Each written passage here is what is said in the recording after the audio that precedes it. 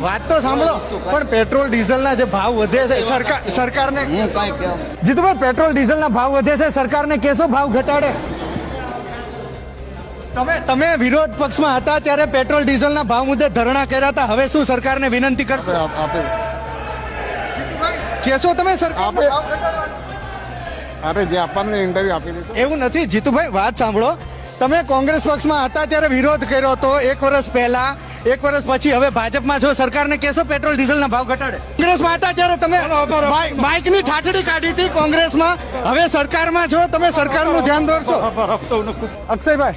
અક્ષયભાઈ, હવે સત્તા પક્ષમાં છો, પેટ્રોલ ડીઝલ મુદ્દે સરકારનું ધ્યાન દોરશો? ભાવ મુદ્દે કોંગ્રેસમાં હતા ત્યારે વિરોધ કર્યો તો, હવે સત્તા પક્ષમાં સરકારનું ધ્યાન દોરશો?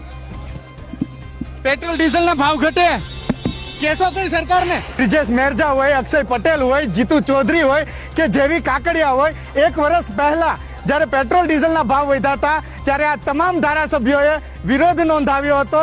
હવે સત્તા પક્ષમાં ભારતીય જનતા પાર્ટીમાં આવી ગયા છે. પેટ્રોલ ડીઝલના ભાવ 1 વર્ષ કરતા કેટલાય વધારે વધી ચૂક્યા છે. એમ છતાં હવે આ એક પણ વ્યક્તિ પેટ્રોલ ડીઝલના ભાવ મુદ્દે એક હરફ ઉચ્ચારવા તૈયાર નથી. આ છે પ્રજાના પ્રતિનિધિનું બદલાતું વ્યક્તિત્વ, બદલાતું ચરિત્ર. કેમેરામેન નિલેશ પટેલ સાથે હિરેન રાજગુરુ, સંદેશ ન્યૂઝ, ગાંધીનગર.